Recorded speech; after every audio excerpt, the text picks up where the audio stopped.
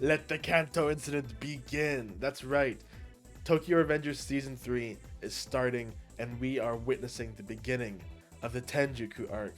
And if you guys remember anything about how the last arc ended, after the whole fight with Taiju and Hakai at the church, you know, everything seemed like it was well resolved. And then literally a bunch of dudes in red pulled up on our boys and literally chased them all over town and just beat the snot out of them, y'all.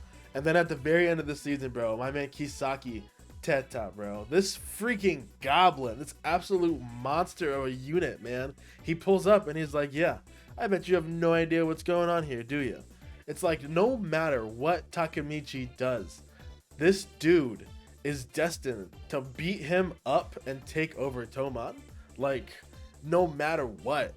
So you guys gotta leave a like for my boy Takemichi, the crybaby hero, because he needs all the support he can get. The fact that, you know, this Teta has literally turned against him and brought together a bunch of red suits, which, and even if you've seen this, you know, I'm reviewing episode 1 and 2 today. So if you haven't seen these episodes and you're not caught up with the show, you really should catch up, because the stuff that gets unveiled about these characters is absolutely crazy. This dude is literally, Teta is literally trying to build his own version of Toman, and he's doing that by just like finding everybody who has a grudge against Toman and just uniting them together, man. My man is the great instigator. He pulls up with like legendary fighters, bro. Some guy pulls up, his name is like Mochi. And then everyone's like, bro, who the fuck is this dude, bro? He is clearly like somebody. Like, they're literally pulling up with full ass like generals and like, look how many people there are. This is so many people to pull up on just a couple, like to have on doing mobile strike attacks. Because don't forget, as we see later on in this episode, everybody is getting beat up, bro. There are dudes coming from all over the place just attacking our Toman boys, bro. Even Po or Pa-chan, what's his name? Peya. Dude, everyone's getting the snot beat out of them, bro. It doesn't matter who you are, bro. You're getting pulled up on with 15 dudes, and everyone's just gonna stand around and watch you get your ass beat. It's honestly insane, like the kind of carnage that these gangsters are unveiling onto the city, bro. These guys are throwing down. These Tokyo gangsters know how to mob. So at some point, you know, oh yeah, these two guys right here. I remember seeing Angry Guy, and I was like, bro, wait, why does he look so familiar? And then you got Smiley over there, bro. You from, you know, back in the day. So yeah, back in the 4th division. I forget his name, but he's been a main character. So it's funny to see him, like, you know, the Oni brothers is like a legend in Japanese. It's like the happy Oni and the sad Oni, the red Oni and the blue Oni. So it's just funny to have these guys pull up, and they have the nice guy being like the sadistic one. And the mean guy, the guy whose face looks like he's always pissed, is actually the nice one too. So these guys are actually nice enough to go out of their way to torture a couple guys for information. So they ended up finding out where the hideout is.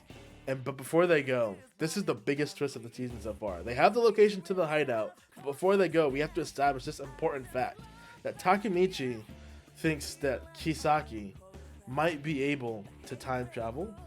The fact that no matter what happens, Kisaki is always at the top planning, like, is somehow able to foil every single, like, there's no way Kisaki should be constantly getting back on top of people. Like, there's no way Kisaki should constantly be getting on, like, undoing literal timeline changes that Takemichi has been doing. He's literally changed the timeline at least like 4 separate times, and every single time Kisaki has been still at the top of Toman, literally after having his entire timeline changed. So like, clearly he's got some kind of like time travel feature installed on him, you know. It's like Kisaki comes and, you know, like, just tries to constantly rewrite the timeline to build his own Toman. So yeah, this brings up a very obvious like question of like, how does Kisaki's time travel work? Does he have his own person that he has to shake hands with to time travel? Does he know when does he know when Takemichi time travels? Like, does he get that same lightning jolt sensation? Like, there are so many questions that this asks, that this like brings up, and it's just such a cool idea, because at a certain point you do kind of have to think that, like, bro, no matter what he does, he's constantly getting countered. Like, there's no way that Kisaki isn't also time traveling. So he finally posits that question, and that really changes how we think about things too, because so these guys take the location and they pull up to this warehouse, and the guy recognizes Takemichi, so he's like, all right, literally all these like dozens of people in here, you guys scram, I'm gonna talk to these guys alone. And so because he recognizes Takemichi, you know, Takemichi's like, I'm gonna fight you and you're gonna fight me. So, you know, he calls him out. Takemichi doesn't recognize him, but he singles him out. And so, you know, Takemichi's making his escape too. And then this scene right here too. This is the only time we see Mikey in this episode, I'm pretty sure. Like, we're one of the only times, is him hanging out with this guy. The guy who is clearly the leader of this rival gang, you know? Everyone was on their missions, right? And this dude just randomly pulls up on Mikey as a part of the other gang, and he just like introduces himself. So he's clearly trying to set some seeds, like sow some discord amongst Mikey, or trying to set the seeds. Because what we've known so far is that no matter what, Kisaki finds his way back into Toman, and now that Kisaki is part of this guy's team, it's only like destiny that this guy is eventually going to team up with Mikey. So that's their introduction together, just like kind of heavy foreshadowing to let you know that these guys are going to be connected. So Takemichi kind of recognizes him. He knocks him out in one punch, and then he has his memory of they used to play around a lot when he was a kid. And he was like, hey, Takemichi, you know, I only did this because, you know, we used to be cool, but I dedicated my life to Izuki, and Izana. He's like, but just so you know, I literally dedicated my heart to Izana, so I'm letting you off the hook now, but he's the leader, and Kisaki's close to Izana, so if you want to talk to Kisaki, you gotta get it through Izana. So, like, and he lets them off with just like a warning, too. He's like, beware of a traitor in your group. So apparently, there's also a traitor inside of Toman, so things really get hot, right? We have a whole lot of stuff going on, you know, some actual rapid gang violence, and mobilizing some real ass like strike force units going down to completely just immobilize these people. So that brings us to episode 2, right? And episode 2 is honestly, you know, a bit more story focused. We get the basically everything is just playing out like Kisaki planned, you know. Kisaki and Tenjiku are going to war, and everyone's just like realizing that, like, man, wait, they got Mochi, he's part of the S62 generation. And they got this other guy, the Hitani brothers, they're in Tenjiku too. And like, wait, they're part of the S62 generation. It seems like gangs are just getting invented like Marvel superheroes these days, because a lot of the times they just like are constantly bringing up random names. I have no idea who these people are, but apparently these guys are bad mofos. So they're the entire 9th generation of Black Dragon is basically like in their like made in the group. So it's like all of their enemies, Black Dragon, Tenjiku, people who have had grudges against Toman are all inside of this group being brought together by Kisaki. And so he actually goes back to the future, you know. My boy, he's like, hey, you know, you should probably go back to the future just in case. And I was like, thank God, bro. I always get so excited when they go to the future.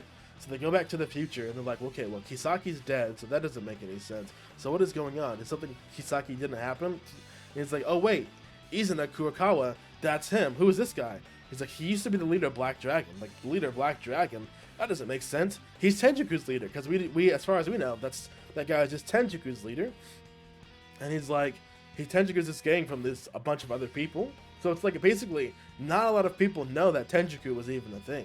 So it seems like Tenjiku is almost kind of like a shadow gang, if Black Dragon is still like being associated with the leader of what's his name. So it's like Kisaki literally made Tenjiku just to infiltrate Toman basically, and you know randomly, you know, Takemichi being a religious man now goes back to the church where the taiju incident happened, and lo and behold, but taiju himself is there. Whoops, didn't mean to do that.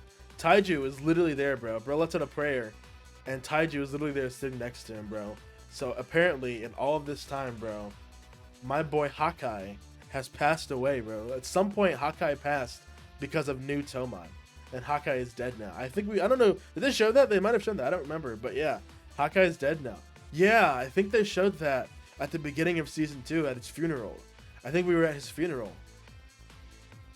So it's absolutely crazy. So yeah, he meets up with Hawkeye at Taiju.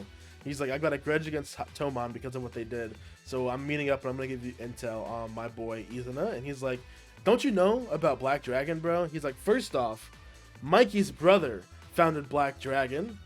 Second off, Izuna led the 8th generation of Black Dragon. So he's my superior. And he was even closer to Mikey than Draken at the end of the day. So it's like this dude right here he's like Mikey's uncle basically, bro. Bro is literally like was a leading member in the gang that Mikey's older brother founded, and now since Mikey is dead and Kisaki